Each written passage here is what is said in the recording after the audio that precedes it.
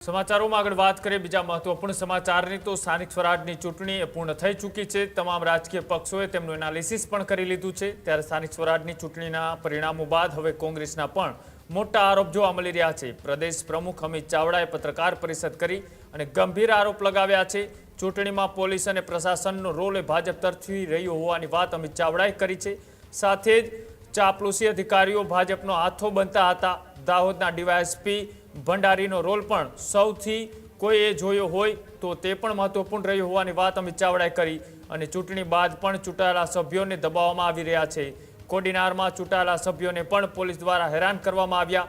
અમદાવાદ ગ્રામ્યમાં પણ એસપીનો રોલ પણ શંકાસ્પદ રહ્યો હોવાની વાત અમિત ચાવડાએ કરી। એટલે કે ચૂંટણીના પરિણામો આવી ગયા બાદ અમિત ચાવડાએ ચૂંટણીની અંદર જે રીતના સરકાર અને પ્રશાસનની જે કામગીરી હતી તેની ઉપર ગંભીર સવાલો ઊભા કર્યા છે, ગંભીર આક્ષેપો કર્યા છે।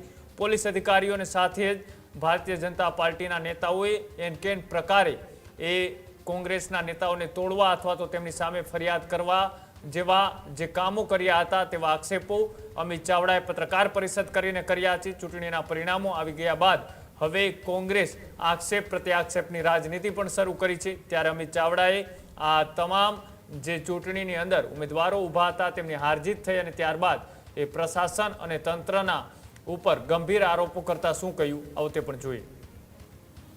આજની પ્રેસ વાર્તામાં ઉપસ્થિત તમામ અમારા પક્ષના આગેવાનશ્રીઓ, વકીલશ્રી અને આપ સૌ પત્રકાર મિત્રોનું હાર્દિક સ્વાગત કરીએ છીએ। સમગ્ર સ્થાનિક સ્વરાજની ચૂંટણીઓ દરમિયાન આપણે સૌએ જોયું કે પોલીસ અને પ્રશાસનનો રોલ જે નિષ્પક્ષ હોવો જોઈએ એના બદલે એમની તમામ કાર્યવાહીને રોલ એક તરફી એટલે કે સત્તા પક્ષે ભારતીય જનતા પાર્ટીની તરફેણમાં રહ્યો। એક તરફ પ્રમાણિક અધિકારીઓ જે નિષ્ઠા પ્રામાણિકતાથી પોતાની ફરજ અદા કરે છે અને બીજી બાજુ જે ચાપલુસ અધિકારીઓ છે, ભ્રષ્ટાચારી અધિકારીઓ છે કે જે સરકારનો હાથો બની ભારતીય જનતા પાર્ટીનો કેસરી ખેસ પહેરીને કાર્યકર તરીકે કામ કરતા હોય એવા અધિકારીઓ, કર્મચારીઓ આપણે આ ચૂંટણી પ્રક્રિયા દરમિયાન જોયા છે। ફોર્મ પાછા ખેંચાવવાની પ્રક્રિયાથી લઈ ઉમેદવારોને ડરાવવા, દબાવવા, ધાકધમકી આપવી, મતદાનને પ્રભાવિત કરવું અને મતદાનના દિવસે પણ કોંગ્રેસના કાર્યકરો, કોંગ્રેસના ઉમેદવારોને પોલીસ અને પ્રશાસન દ્વારા જે રીતે હેરાન પરેશાન કરવામાં આવ્યા છે એના અનેક દાખલાને પુરાવા આખા ગુજરાતમાં આપણે બધાએ જોયા છે। એ સુરત શહેરના પોલીસનો રોલ જોઈએ કે દાહોદમાં ડીવાયએસપી ભંડારી હોય કે પીઆઈ ઢોલ હોય એવા અધિકારીઓની ભૂમિકા જોઈએ। ડભોઈમાં ધારાસભ્યના ઈશારે કોંગ્રેસના ઉમેદવારો, કાર્યકરો પર ખોટા કેસ કરવામાં આવે। વડોદરામાં અમારા કોંગ્રેસના ઉમેદવાર આશીષ જોશી પણ મતદાનના આગલા દિવસોમાં ખોટા કેસ કરીને ડરાવવા દબાવવાનો પ્રયત્ન થાય। એ આખી પ્રક્રિયા ચૂંટણી દરમિયાનની આખા ગુજરાત, દેશ ને દુનિયાએ જોઈ છે। એના પુરાવા પણ છે અને આવનારા દિવસોમાં એના માટે કાર્યવાહી પણ કરાવી છે। પણ ચૂંટણીઓ પતી ગઈ, પરિણામ આવી ગયા ત્યાર પછી પણ આ પોલીસ અને પ્રશાસન દ્વારા સરકારના ઈશારે, ભાજપના નેતાઓના ઈશારે કોંગ્રેસના જે ચૂંટાયેલા પ્રતિનિધિઓ છે એને હેરાન પરેશાન કરવામાં ક્યાંય હજુ પાછી પાની કરતા નથી।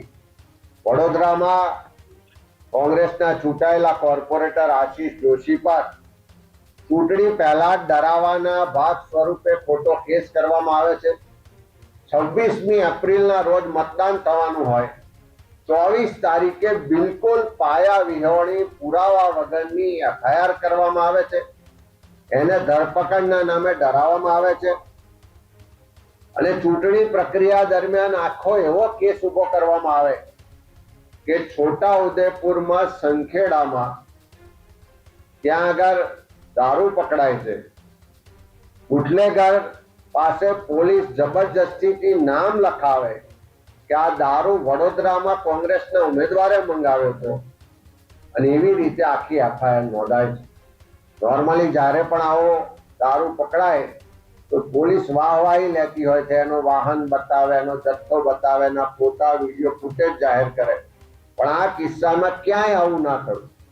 અમારા કોંગ્રેસના કોર્પોરેટર આશીષ જોશીએ તરત જ પ્રેસ કોન્ફરન્સ કરીને એમ કીધું કે હું નાર્કો ટેસ્ટ કરાવવા તૈયાર છું, તમારે જે તપાસ કરવી હોય કરાવો, પણ આ ખોટો કેસ છે એને અમે લડીશું ને એનો જવાબ આપીશું. થોડા દિવસો પછી ચૂંટણી પતી જાય છે, આશીષભાઈની અમદાવાદથી ધરપકડ કરવામાં આવે, ધરપકડ કરીને 1 દિવસના રિમાન્ડ માંગવામાં આવે અને જ્યારે જામીન માટે રજૂ કરવામાં આવે ત્યારે 111ની કલમો ઉમેરી અને એમને સેન્ટ્રલ જેલમાં મોકલવામાં. નોર્મલી દારૂ પકડાય તો એના કેસમાં દારૂ ક્યાંથી લાવ્યા અને દારૂ કોણે મંગાવ્યો એ બંનેના નામો હોય, બંને પર કાર્યવાહી થાય, બંનેની એ થાય. આ કેસની એફઆઈઆરમાં દારૂ ક્યાંથી લાવવામાં આવ્યો એનો ના તો કોઈ ઉલ્લેખ છે, ના એફઆઈઆરમાં એની કોઈ નોંધ છે કે ના એના પર કોઈ કાર્યવાહી કે કોઈની ધરપકડ કરવામાં આવી. સાથે સાથે જ્યારે બુટલેગરને પકડ્યો, જે બુટલેગર ડભોઈનો રહેવાસી, સંખેડામાં કેસ થાય અને એ બુટલેગરની ધરપકડ પછી 1 જ દિવસના રિમાન્ડ બાદ એની જામીન થઈ જાય, એના પર 111ની કલમ લાગુ ના થાય. પણ કોંગ્રેસના કોર્પોરેટર ચૂંટાયેલા છે એટલે એને કેવી રીતે હેરાન પરેશાન કરવો, ડરાવો, દબાવો, એ રીતે 111ની કલમ લગાવી અને ત્યાં જેલમાં આજે પણ રાખવામાં આવે. ભાજપના ધારાસભ્યના ઈશારે કોંગ્રેસના ચૂંટાયેલા કોર્પોરેટરને હેરાન કરવા માટેની જે આખી એક ષડયંત્ર રચવામાં આવ્યું અને પોલીસ એનો હાથો બની છે, એવા પોલીસ અધિકારીઓને પણ હવે રૂક જાવ કહેવાનો સમય આવી ગયો છે. કોઈ બચાવવા નહીં આવે, બધા જ પુરાવા છે, નામદાર કોર્ટ સમક્ષ છે. આવનારા દિવસોમાં હાઈકોર્ટ, સુપ્રીમ કોર્ટ સુધી લઈ જઈશું અને જે પણ ખોટી એફઆઈઆર કરી છે, જે પણ ખોટા પુરાવા ઉભા કરે છે, જે પણ ખોટા લોકો છે, એ બુટલેગર હોય કે પોલીસના અધિકારીઓ હોય, બધાની સામે કાર્યવાહી કરવામાં આવશે. અને આ એકલું ખાલી વડોદરામાં નહીં, હમણાં જ 2 દિવસ પહેલા, 48 કલાક પહેલા જ આપણે જોયું છે કે આખા ગુજરાતમાં જે દારૂનો, ડ્રગ્સનું નેક્સસ ચાલે, જેમાંથી દર મહિને કરોડો રૂપિયાનો ભ્રષ્ટાચારની કમાણી આ ભાજપના મંત્રીઓ અને પોલીસ તંત્ર કરી રહ્યું છે, એવા બનાસકાંઠામાં એક સાથે 30-40 ગાડીઓમાં દારૂ જતો હોય, ત્યાંના સ્થાનિક લોકો દ્વારા એનો વિડીયો રેકોર્ડિંગ કરવામાં આવે. જિલ્લા કોંગ્રેસ સમિતિ, ધારાસભ્ય બધા સરકારમાં, પોલીસ તંત્રને રજૂઆત કરે કે આ વિડીયો છે, આ પુરાવા છે, એની તપાસ કરો, પણ એની તપાસ ના થાય. પણ બીજી બાજુ કોંગ્રેસના ચૂંટાયેલા સભ્યો, કોડીનાર તાલુકા પંચાયતમાં કોંગ્રેસની બહુમતી આવી, ભાજપના પેટમાં તેલ રેડાયું, ત્યાંથી જે ચૂંટાયેલા સભ્યો બાજુમાં દ્વારકા જિલ્લામાં દ્વારકેશ હોટલમાં જઈને બધા રોકાયા હોય, ત્યાં મંદિરે દર્શન કરવા ગયા, રાત્રે રોકાયા, રાત્રે 1 વાગે એલસીબીની 15-20 ગાડીઓ જાય છે, જબરજસ્તી દરેક રૂમના દરવાજા હોટલના ખોલાવે છે અને કેટલાય રૂમોમાં જ્યાં મહિલા સભ્યો રોકાયા હતા, એના પરિવાર સાથે રોકાયેલા હતા, એની હોટલના રિસેપ્શન પરથી ડુપ્લિકેટ ચાવીઓ લેવામાં આવે છે. એ માસ્ટર કીથી રૂમ જબરજસ્તી ખોલવામાં આવે છે અને રાત્રે 1 વાગે મહિલાઓ સાથે, ચૂંટાયેલા પ્રતિનિધિઓ સાથે ખૂબ જ ખરાબ રીતે વર્તનને ધાક ધમકી આપવામાં આવે છે. એમાંથી ખોટો કેસ કરીને ત્યાંથી પકડીને કોડીનાર લઈ જવામાં આવે છે અને આ રીતે ચૂંટાયેલા લોકોને હેરાન પરેશાન કરવામાં આવે છે. એ જ રીતે બાવડા, અમદાવાદ જિલ્લામાં પણ જે એસપીનો રોલ છે એ ખૂબ જ વિવાદાસ્પદ. બાવડા નગરપાલિકાના કોંગ્રેસના ચૂંટાયેલા સભ્યો પર વારંવાર ખોટા કેસ કરીને એમને ડરાવવામાં આવે છે. કેટલાય સભ્યોને હજુ પણ ધમકીઓ આપવામાં આવે છે કે તમે ભારતીય જનતા પાર્ટીમાં જોડાઈ જાઓ, નહીં તો તમારી પર આવનારા દિવસોમાં પાસા કરીશું, ખોટા કેસ કરીશું. ત્યારે આવા આખા ગુજરાતમાં જે પોલીસ તંત્રના બેફામ થયેલા અધિકારીઓ છે, જે ભાજપનો ખેસ પહેરીને કાર્યકર તરીકે વર્તે છે, એવા અધિકારીઓને પણ કહેવા માંગીએ છીએ. સાથે સાથે રાજ્યના મુખ્યમંત્રી, રાજ્યના ગૃહમંત્રી, રાજ્યના હોમ સેક્રેટરી ને ડીજીપીને પણ કહેવા માંગીએ છીએ કે આ પોલીસ અને પ્રશાસન લોકોની સેવા માટે, લોકોની રક્ષા માટે છે. નહીં કે લોકોને ડરાવા દબાવવા માટે, નહીં કે બુટલેગરોની વકીલાત કરવા માટે. અને જે અધિકારીઓ, જે પોલીસના કર્મચારીઓ આજે કોઈ પાર્ટીના કાર્યકર બનીને, હાથો બનીને કામ કરી રહ્યા છે, જે કાયદાથી ઉપરવટ જઈને કામ કરી રહ્યા છે, એવા તમામ લોકો સામે આવનારા દિવસમાં બધી જ કાયદેસરની કાર્યવાહી કરવામાં આવશે. એ તમામ અધિકારીઓના નામ સાથે, એની મિલકતો સાથે, એના વ્યવહારો સાથે ખુલ્લા પાડવામાં આવશે. એમની આવકના પ્રમાણમાં અનેક ગણી સંપત્તિઓ એમણે વસાવી છે.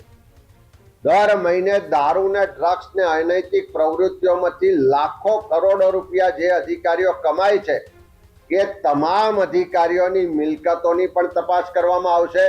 અને આખા ગુજરાતમાંથી જે લોકો પોલીસ અને પ્રશાસનના પીડિત લોકો છે, જેમની દાદાગીરી જોહુકમીનો ભોગ બન્યા છે, એવા તમામ લોકોને લઈ અને આવનારા દિવસમાં ગાંધીનગરમાં મુખ્યમંત્રી કાર્યાલય સુધી કૂચ કરવામાં આવશે. અને આખા ગુજરાતના લોકોને લઈ અને નામદાર ગવર્નર પાસે જઈને પણ આવા ભ્રષ્ટ અને જે ફરજ ભૂલેલા અધિકારીઓ છે એને ખુલ્લા પાડીને કાર્યવાહી કરવામાં આવશે. અને એવા તમામ અધિકારીઓ સમજી લે કે આ લોકશાહી છે, કાયદાનું શાસન છે. તમે કોઈ પાર્ટીના હાથો બનો, તમે કાયદાની ઉપરવટ જઈને કામ કરો તો છેવટે તમે પ્રજાના સેવક છો, પ્રજાના ટેક્સના પૈસાથી પગાર મેળવો છો અને પ્રજાને જવાબ આપવા માટે બંધાયેલા છો. ત્યારે હવે રૂક જાઓ કહેવાનો સમય આવી ગયો છે કે આ આપના માધ્યમથી કહેવા માંગ્યું. હજુ સુધી તમે અમારી ચેનલને સબસ્ક્રાઇબ નથી કરી તો અત્યારે જ ન્યૂઝરૂમ ગુજરાતને સબસ્ક્રાઇબ કરો, ફેસબુક અને ઇન્સ્ટાગ્રામ પર ફોલો કરો.